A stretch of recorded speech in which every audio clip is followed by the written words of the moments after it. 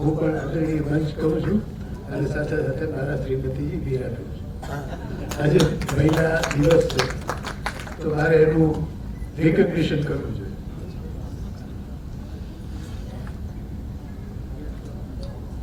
પિંચોતેર વર્ષ થયા છે એવું આ જાહેરમાં ખબર પડી ગઈ બધા. મોટા ભાગે મને કે જે ઘણા વખત પછી મળતા હોય તમે તો એવા ને એવા જ છો, એવા ને એવા છો એવું કહે એટલે આપણને ફરીથી કામ કરવાનો જોગ છે. પણ જો ટ્રમ્પ 80 વર્ષે અને અમિતાભ બચ્ચન 88 વર્ષે જો આ કામ કરતા હોય તો આપણે એમ થાય કે હજી કામ કરવાના કોઈ વાંધો નથી.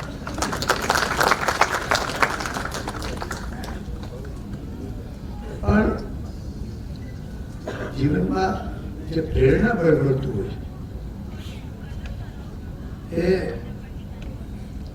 મને ખબર નથી કે ક્યારે આ પ્રેરણાના સ્ત્રોત સમૂહ હું હવે અત્યારે જાહેરમાં જ વાત કરીશ કે રાષ્ટ્રીય સ્વયંસેવક સંઘના સ્વયંસેવક તરીકે બાલ સ્વયંસેવક તરીકે શાખામાં જવાનું શરૂ કર્યું ત્યારથી સંઘ જે કેર કરું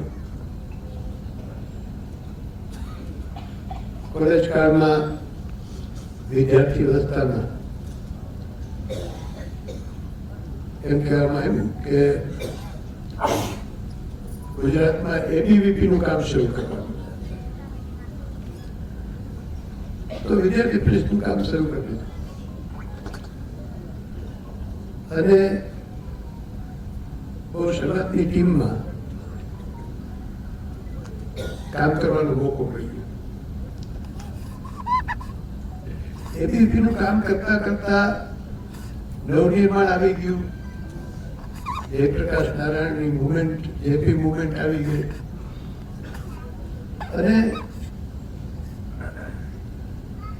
જનતા મોરચાની સરકાર હતી એટલે જે સમય જે હતો ઇમરજન્સી એમાં આખા ભારતમાં ઇમરજન્સી હતી, ગુજરાતમાં થોડો સમય માટે નથી. પણ જે નેતૃત્વ કરતા હતા વિદ્યાર્થી કાળમાં ત્યારે મારે ચોક્કસ અહીંયા અમારા પરમ મિત્ર આજે હું ગિરાજી અનુભવું છું એવા શ્રી વિજયભાઈ રૂપાણી આજે મારા પત્ની છે, અભય ભારદ્વાજ, દિલીપભાઈ ને બધા વિદ્યાર્થી પરિષદમાં સાથે કામ કરતા અને જેલમાં પણ સાથે હતા. પણ આ એક ઘડતરની પ્રક્રિયા એવી હતી કે જે સંઘના સ્વયંસેવકમાં એની મેળ આવી જાય, ખબર નથી પડતી કે તમે ક્યારે ઘડાઈ ગયા. કોવિડની ફિલ્ડમાં જવાનું અમને અમારા પ્રાંત પ્રચારકજીએ કહ્યું, અહીંયા જીતુભાઈ વ્યાસ હાજર છે. જીતુભાઈ અને હું બંને અમને કહેવામાં આવ્યું કે ગુજરાતમાં સહકાર ભારતીનું કામ છે. ત્યાંથી મેં તો સતીશસિંહ ને બધાનો સંપર્ક થઈ ગયો. મહારાષ્ટ્રના લોકો અહીંયા પ્રવાસ કરતા હતા અને સહકાર ભારતીનું કામ જ્યારે શરૂ કર્યું મને ખબર નથી કે સહકારીમાં અમે નેતૃત્વ કરવા નતા આવ્યા, પણ સહકાર ભારતીમાં જે ત્રણેક લોકોએ અમારું ઘડતર કર્યું એનું હું ચોક્કસ નામ લેવા માંગુ છું. સૂર્યકાંતજી આચાર્ય, સતીશજી सब जानते हैं।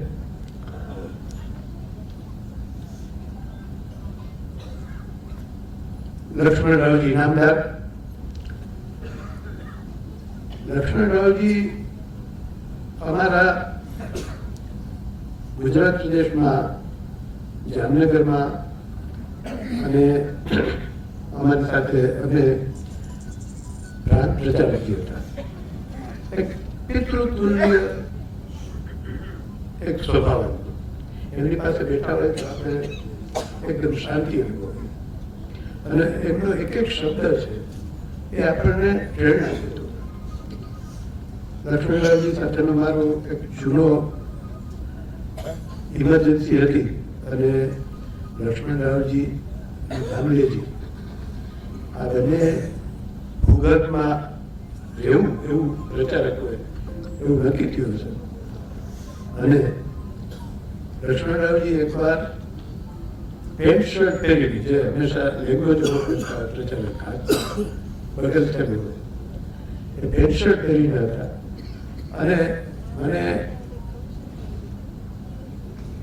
અમારા જીજાજી અરવિંદભાઈ સાથે હું કામ કરતો ત્યારે એમણે કહ્યું કે લક્ષ્મણરાવજીને એક જગ્યાએ મૂકી આવવાના છે. સ્કૂટર ઉપર, મારા સ્કૂટર પર બેસાડી અને જે પેન્ટ શર્ટ પહેરેલું કોઈને ઓળખાય નહીં એવી રીતે, કારણ કે ભૂગર્ભમાં હતા, હું એમને મૂકવા ગયો હતો. પણ લક્ષ્મણરાવજી અમારા ઘરે આવતા.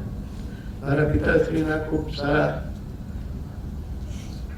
મિત્ર અને અમને જ્યારે ઘરમાં આવે તો એમ લાગે કે લક્ષ્મણરાવજી એક મારા પિતા તુલ્ય અને માર્ગદર્શક આપણા જીવનમાં કંઈક મેસેજ દેવા માટે આવ્યા છે. અમે હું શાખામાં એકવાર મને બરોબર પ્રસંગ યાદ છે કે શાખામાં સાંજે હતા, પ્રાર્થના થતી હતી અને જામનગરમાં પાકિસ્તાન એરોપ્લેન આવ્યા ને બોમ્બ પડ્યો. અમારી શાખાના થી લગભગ 7-8 કિલોમીટર દૂર. અને જે ધ્રુજારી છે અનુભવી, અમારે પ્રાર્થના ચાલતી હતી શાખામાં. અને આમ જ્યારે નજીકમાં બોમ્બ ફૂટ્યો એવા બધા આવી ગયા. પ્રાર્થના પૂરી થઈ અને વાસુદેવભાઈ તંદોરકર મારા પ્રચારક હતા. એણે કહ્યું કે હવે બ્રેકઆઉટ આવશે. પહેલી જ વખત થયું હતું. અને સાંજે 7:30 આખું અંધાર આખા નગરમાં અમારા ઘરે મૂકવા આવ્યા. પણ આ બધા સંસ્કારોની પ્રક્રિયા હોય છે અને એ સંસ્કારની પ્રક્રિયા છે એ ફક્ત ને ફક્ત એ રાષ્ટ્રીય સ્વયંસેવક સંઘના સ્વયંસેવકને જ મળે છે. અને એને કારણે કદાચ સેલ્ફલેસ નિસ્વાર્થ ભાવે કામ કરવાનું પ્રેરણા મળી જતી હોય છે. અહીંયા ઘણી બધી વાતો થઈ મારી અને અમારે વજુભાઈ વાળા છે એ બહુ સરસ ઉદાહરણ. એક વખત એક ભાઈનું અવસાન થયું અને ડેડ બોડી ઘરે લઈ આવ્યા.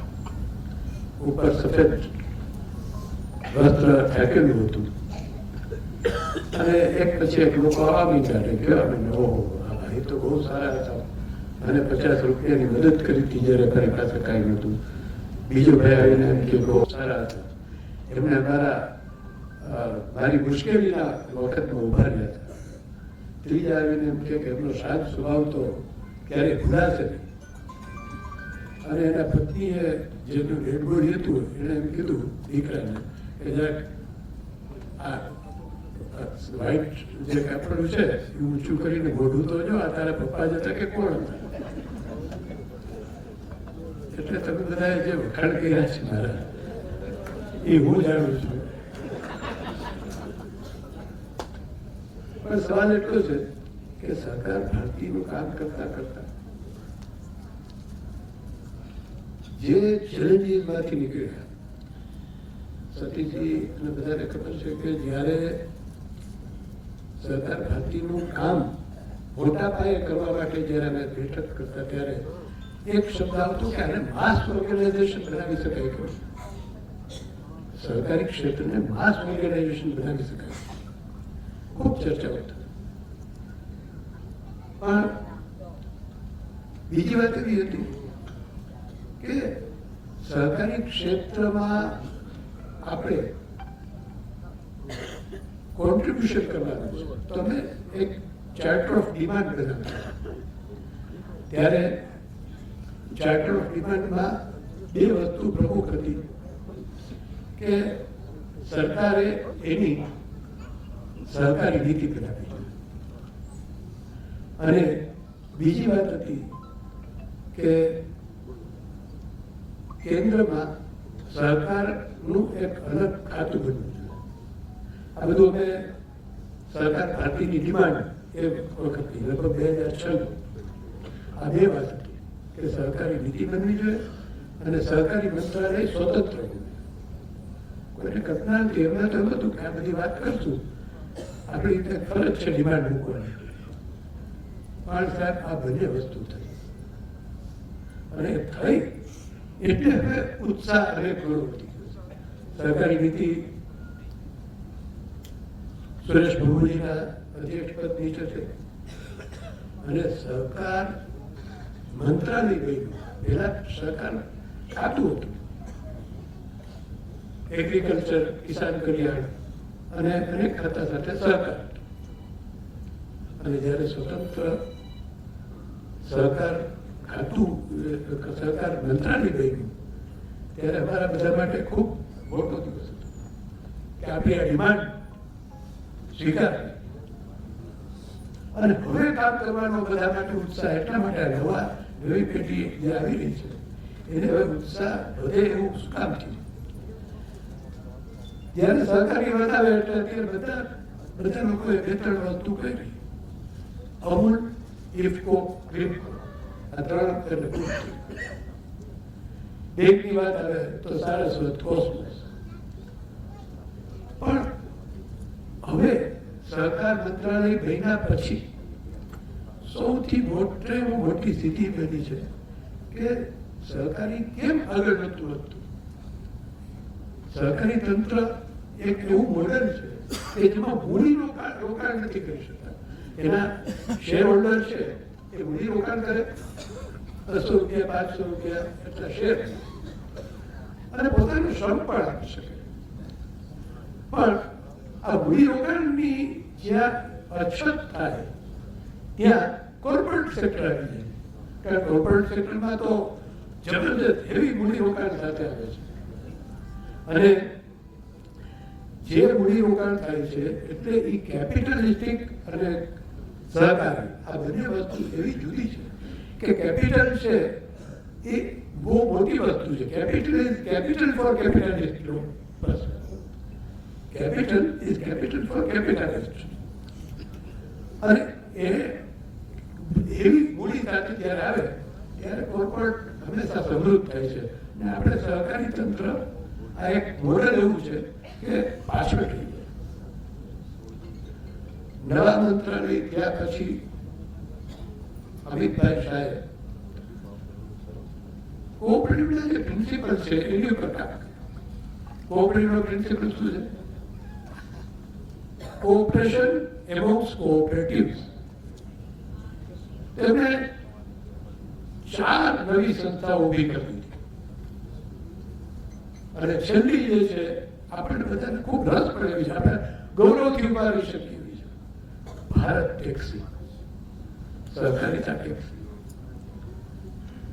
કોઈ વિચાર નતો આવ્યો પણ આ સહકારી ટેક્સીની ટેકનોલોજી ઉપર ચાલતી હોય છે. આ ઓલા ઉબર છે એના માલિક પાસે એક પણ ગાડી નથી પણ ટેકનોલોજી બહુ મોટી છે. આ ટેકનોલોજીમાં પણ મૂડી રોકાણ કરવું પડે અને આ ભારત ટેક્સી છે એનું આપણે ખાલી વાત કરું તો તમને બધાને આનંદ થશે કે સહકારી મંત્રાલય અમિતભાઈ શાહની ઈચ્છાથી બધાએ કોન્ટ્રીબ્યુટ કર્યું, કેપિટલ કોન્ટ્રીબ્યુટ કર્યું. એમાં અમૂલે 10 કરોડ રૂપિયા, एनसीडीसी 10 करोड़ रोक्या, इफ्को 10 करोड़ रोक्या,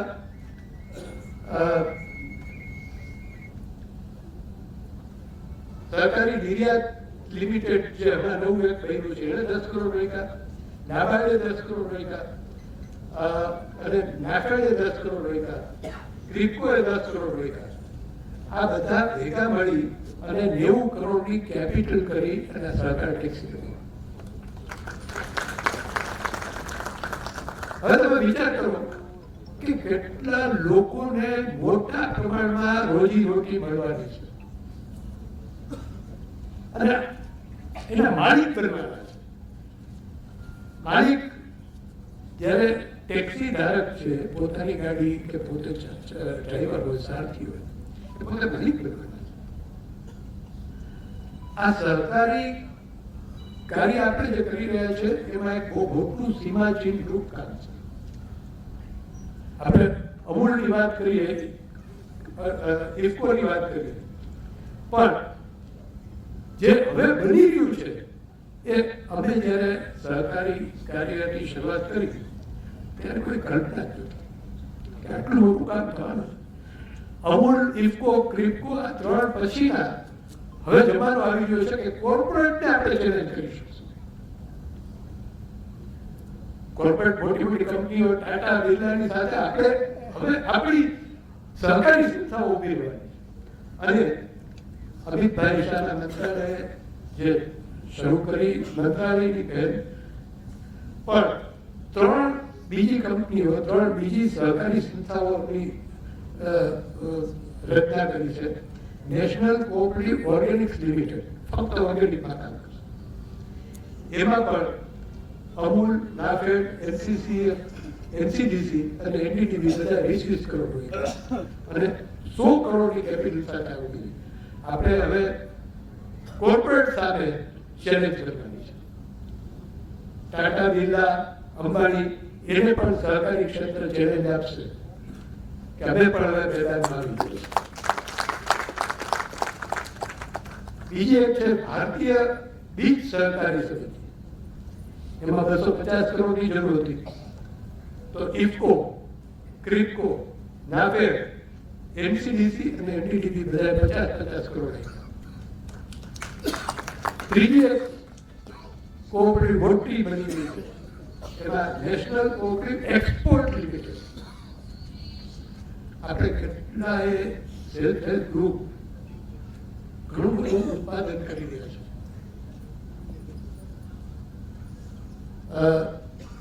નાના નાના ગૃહ ઉદ્યોગો ચલાવી રહ્યા છે. એમાં ક્વોલિટી બને અને એને એક્સપોર્ટ એટલે એક્સપોર્ટની રચના કરી છે. એમાં પણ 500 કરોડ રૂપિયાની જરૂર હતી તો ઇફકો, ક્રિપ્કો, નાફેડ, અમૂલ અને એનસીડીસી બધાએ 100 કરોડ કર્યા. આ વસ્તુ જે બની રહી છે એની આપણને કલ્પના નથી.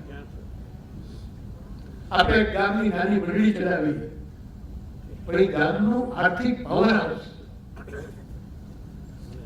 એક નાના ગામમાં 2000 લોકો રોકાતા હોય, એમાં પણ આ આપણે કામ કરતા હોય તો આ એક જે સહકારી તત્વજ્ઞાન છે એનું બહુ મોટું કામ કરી રહ્યા છે. એટલે હવે ઉત્સાહવર્ધક છે કામ, સમય અનુકૂળ છે. પ્રતિકૂળ સમયમાં સરકાર ભારતીયનું કામ કરવા માટે જતા તો કેરાલા અને વેસ્ટ બેંગાલમાં ઘણો વિરોધ, છતાં એમાંથી હવે નીકળી ગયા છે અને આપણે એક અનુકૂળ સંજોગોમાં કામ કરવાનો મોકો મળ્યો છે. ત્યારે આવતી પેઢી જે યુથ છે, આ યુથને હું આહ્વાન આપું છું કે હવે અમે તો બધા 75 વર્ષના જે થયા એ થઈ ગયા. આવતા 75 વર્ષ, આવતી સેન્ચુરી તમારે કામ કરવું. અને અમ્બ્રેલા ઓર્ગેનાઇઝેશન જેની ઘણી ચર્ચા થઈ છે એ પણ અમે આવતી સેન્ચુરીના પ્લાનિંગ માટે કર્યું છે, જેમાં અમિતભાઈ અને બધા આખા લોકોએ ખૂબ ખૂબ સાથ આપ્યો છે.